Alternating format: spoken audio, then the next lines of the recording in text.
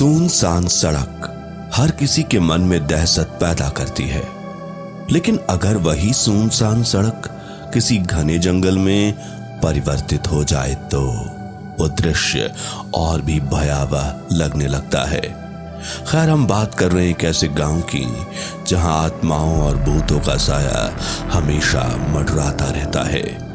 एक दिन की बात है, मदन अपनी पत्नी और 8 साल के बेटे के साथ अपने चाचा के घर गया हुआ था। लौटते लौटते उसे शाम हो जाती है। माँ, बाबूजी, घर कितनी दूर है?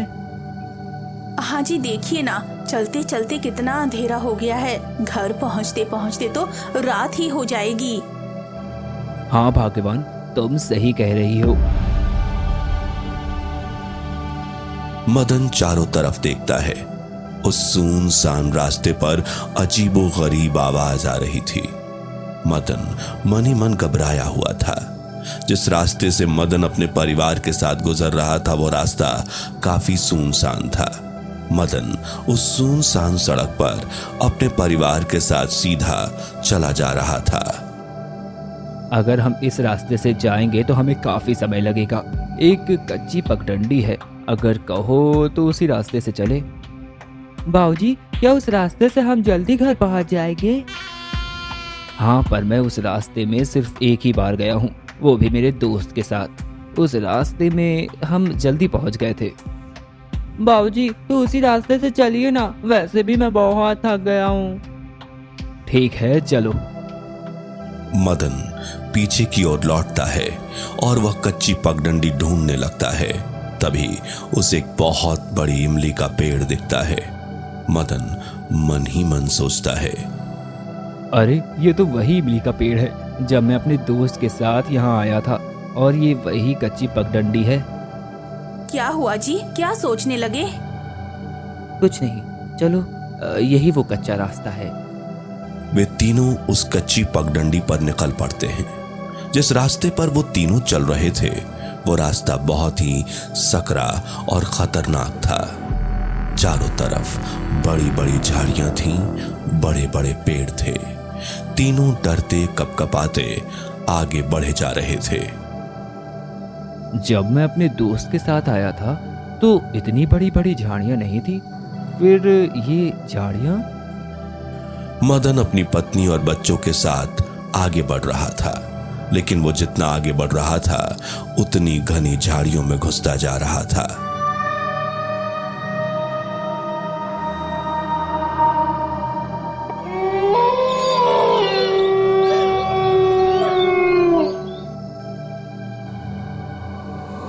सुनिए जी, कहीं हम गलत रास्ते पर तो नहीं आ गए हैं? जितना आगे बढ़ रहे हैं ये झाड़ियाँ उतनी ही घनी होती जा रही हैं। मुझे बहुत डर लग रहा है। डरो मत, हो सकता है ये झाड़ियां बड़ी हो गई हो। मैं काफी समय पहले आया था इस रास्ते से। मदन अपने परिवार के साथ आगे बढ़ा जा रहा था। घंटों चलने के बाद भी उन्हें कोई साफ रास्ता नहीं मिल रहा था। ऐसा लग रहा था जैसे वो उसी पगडंडी पर बार बार चल रहे हों। ये क्या जी, ये रास्ता तो खत्म होने का नाम ही नहीं ले रहा। ये किस रास्ते पर ले आए हैं आप? सविता, मुझे लगता है कि हम एक गलत रास्ते में आ गए हैं। घंटों से चले जा रहे हैं लेकिन ये रास्ता खत्म होने का नाम ही नहीं ले रहा। जब मैं अपने दोस्त के साथ आया था तब तो इतना समय नहीं लगा था। क्या? देखिए जी, किसी अनजान जगह पर आगे जाना किसी खतरे से कम नहीं है। चलिए हम वापस लौट चलते हैं। हाँ हाँ चलो, मुझे भी ये रास्ता गलत लग रहा है। तीनों उस रास्ते से वापस हो जाते हैं। तभी सोहन का अचानक से पैर किसी झाड़ी में फंस जाता है और वो गिर जाता है। बाबूजी, बाबूजी, कोई मेरा पैर खींच रहा है, मुझे बचाओ। अजी कुछ करिए, ये क्या बला है? मदन और उसकी पत्नी सोहन को अपनी ओर खींचते हैं और उसकी छीना झपटी में कविता की कपड़ों की पोटली वहीं गिर जाती है। जैसे तैसे मदन और उसकी पत्नी सविता अपने बेटे को उस झाड़ी से निकालती है। चल बेटे, चल जल्दी चल। सुनिए जी, मेरी पोटली। भगवान, पोटली वोटली छोड़ो और जल्दी यहाँ से चलो, मुझे तो डर लग रहा है, यह रास्ता कुछ ठीक नहीं है। तीनों वहां से भागते हैं। जब तीनों वहां से भाग रहे होते हैं तभी मदन की नजर परछाइयों पर पड़ती है। वो देखता है उसके किनारे 4 परछाइयां दौड़ रही हैं। ये क्या चाल है? यहाँ तो सिर्फ हम 3 हैं। ये चौथी परछाई किसकी है? मदन उन 4 परछाइयों को देखकर डर जाता है। मदन पसीने से तरबतर हो जाता है और थोड़ी आगे जाकर रुक जाता है। क्या हुआ जी, आप रुक क्यों गए? चलिए जल्दी चलिए यहाँ से, ये रास्ता ठीक नहीं लगता मुझे। सविता, हम यहाँ फंस चुके हैं। यह रास्ता तो मुझे कोई भूल भुलैया लगता है। ये क्या कह रहे हो जी? हम बहुत देर से भाग रहे हैं, बस थोड़ी दूर में ही हमें पक्का रास्ता मिल जाएगा। नहीं सविता, हम अभी भी उसी जगह पर हैं। क्या फालतू बोले जा रहे हैं आप? चलिए ना यहाँ से जल्दी, मुझे बहुत डर लग रहा है। मदन नीचे झुकता है और सविता के हाथ से छूटी हुई पोटली उठाकर कहता है, यह देखो, यह पोटली उसी जगह पर है ना, जहाँ पर तुमने इसे छोड़ा था। सविता पोटली देखकर बहुत ज्यादा घबरा जाती है। सविता वो पोटली पकड़कर देखने वाली होती है कि तभी किसी के चीखने की आवाज आती है। चलो जल्दी यहाँ से। वो तीनों भागते भागते फिर उस जगह पर आ जाते हैं। काफी रात हो जाती है, लेकिन मदन अपने परिवार के साथ बार बार वहीं घूमता रहता है।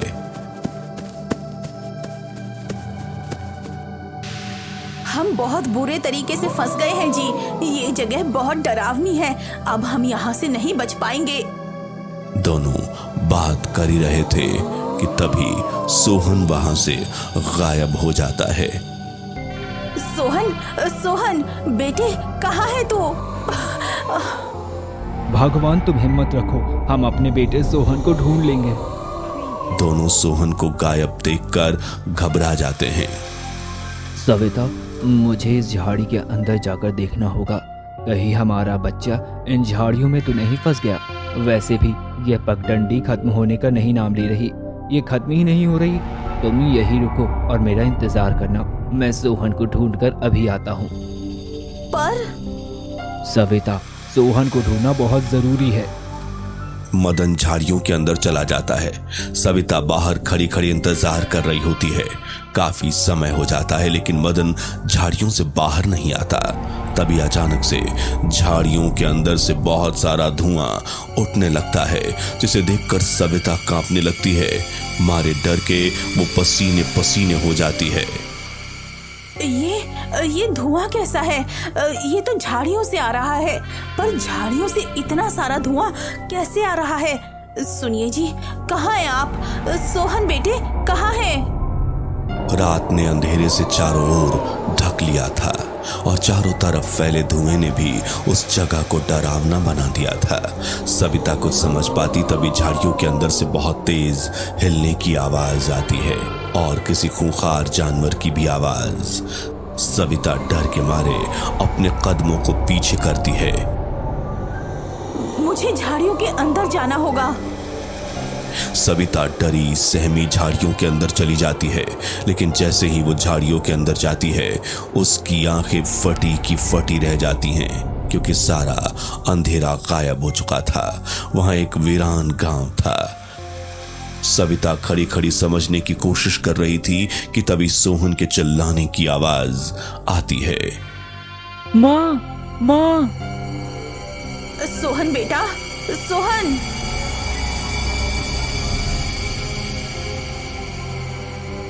कौन है आप और आप क्यों रो रही हैं? बेटा, मेरी सुंदरी को बचा ले और इस गांव के लोगों को भी रोक ले। देख, वो लोग गांव छोड़कर जा रहे हैं। रोक ले बेटी, इन्हें रोक ले। सविता पीछे मुड़कर देखती है तो काफी सारे लोग अपना बोरिया बिस्तर लेकर जा रहे होते हैं। सविता ये मांजरा देखकर चौंक जाती है। वो फिर बूढ़ी की तरफ मुड़ती है, लेकिन बूढ़ी जब तक वहां से गायब हो जाती है। सविता फिर अपना गर्दन मोड़ कर देखती है, वहां से सारी भीड़ भी गायब हो जाती है। अभी तो सभी यही थे, कहाँ गए सारे? सविता अपने पति और बेटे को जोर जोर से आवाजें लगाकर पुकारती है, लेकिन उसे उसका पति कहीं नहीं मिलता। वहीं दूसरी तरफ मदन भी उस वीरान गांव में यहां से वहां भटकते हुए अपने बेटे को खोजता है। सोहन बेटा कहाँ है तू? वे तो कोई लड़की लग रही है, उसी से जाकर पूछता हूँ। मदन डरा हुआ उस लड़की के पास जाता है। बेटी कौन हो तुम और इस वीरान गांव में क्या कर रही हो? लड़की जैसे ही मुड़कर देखती है, मदन डर जाता है और चीखने चिल्लाने लगता है, क्योंकि उस लड़की का सारा शरीर जला हुआ था। मदन की आवाज सुनकर सविता भी वहां आ जाती है। क्या हुआ जी, आप चिल्ला क्यों रहे हैं? अरे मैं हूँ, आंखें तो खोलिए। सविता तुम? वो लड़की कहाँ गई? कौन लड़की?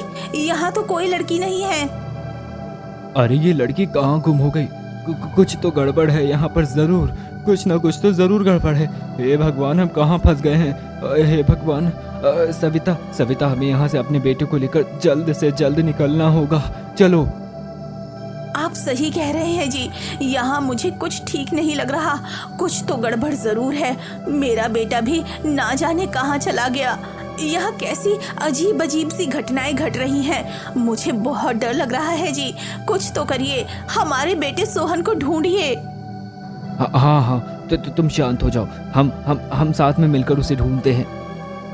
मदन अपनी पत्नी के साथ अपने बेटे को ढूंढने लगता है। तभी जोर जोर की हवाएं चलने लगती हैं, जिससे धूल रेत उड़ने लगती है और तेज आंधी आ जाती है। ये क्या, अचानक से ये आंधी कैसे चलने लगी? मदन उस आंधी में उड़ता हुआ दूर जाकर गिरता है, जिससे उसके सर में चोट लग जाती है और बहुत सारा खून बहने लगता है। ये देख सविता बहुत रोती है। थोड़ी देर में आंधी भी पूरी तरह से शांत हो जाती है। सविता अब बहुत लाचार हो चुकी थी। उसे कुछ समझ नहीं आ रहा था कि आखिर वो क्या करे, किससे मदद ले। वहां आसपास भी कोई नहीं था और जो उसे दिख रहे थे वो एक छलावा था। सविता फूट फूट कर बहुत रोती है। तभी उसे एक आवाज सुनाई देती है। लकड़ी की काठी, काठी पे घोड़ा, घोड़े के दुम पे जो मारा हथौड़ा। ये तो सोहन की आवाज है, मुझे जाकर देखना होगा। नहीं सविता, तुम अकेले मत जाओ, वहां खतरा है। नहीं जी, वो हमारा सोहन ही है। सविता, उस वीरान गांव में कुछ तो है। अभी हमें उस पेड़ के नीचे जलकर बैठना चाहिए। वैसे भी रात होने वाली है, सोहन को हम सुबह खोजते हैं। पर मेरी बात मानो सविता। कुछ ही देर में रात हो जाती है। सविता अपने पति मदन के साथ पेड़ के नीचे बैठी हुई थी। तभी जोर से चीखने की आवाज आती है। माँ बचा ले मुझे, बाबूजी मुझे बचा लो, ये मुझे मार डालेगी। ये तो मेरे सोहन की आवाज है। मेरा बेटा मुझे आवाज दे रहा है, जाने दीजिए मुझे। रुको, मैं भी चलता हूँ। नहीं, आप यहीं रहिए, आपको वैसे ही बहुत चोट आई है। नहीं, मैं तुम्हें अकेले नहीं जाने दूंगा। मदन और सविता उस वीरान गांव की तरफ फिर चल पड़ते हैं। तभी उन्हें एक बड़े बड़े बालों वाला बाबा मिलता है। ये भी छल है, चलिए यहाँ से। डरो मत, मैं तुम्हारी मदद करने आया हूँ। उस खंडदर में जाना तुम्हारे लिए सही नहीं है। यहाँ आत्माओं का डेरा है। बहुत सारी आत्माएं उस खंडदर में वर्षों से हैं। पर हमारा बेटा है अंदर बाबा, हमारी मदद कीजिए। तुम फिक्र मत करो, मैं हूं ना, मैं उसे कुछ नहीं होने दूंगा। बाबा उस खंडहर के अंदर जाता है और सोहन को अपने साथ ले जाता है।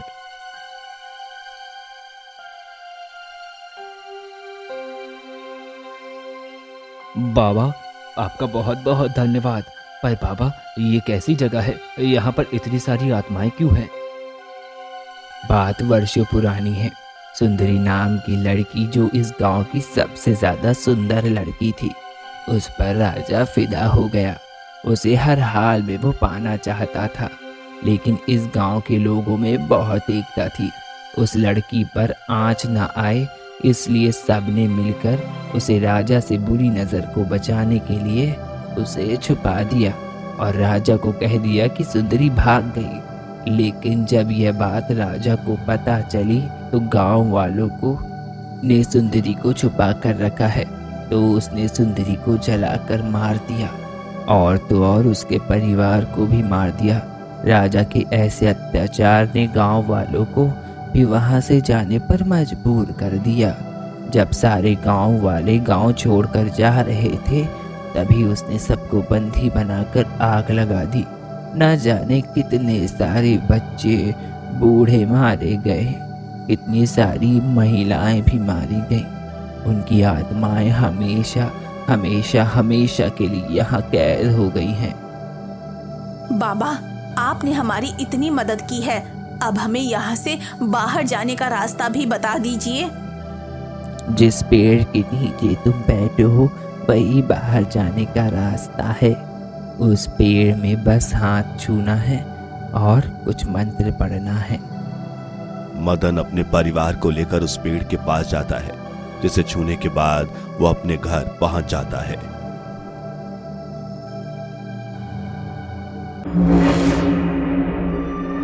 अगर आपको यह स्टोरी पसंद आया तो हमारे चैनल को सब्सक्राइब कीजिए। धन्यवाद।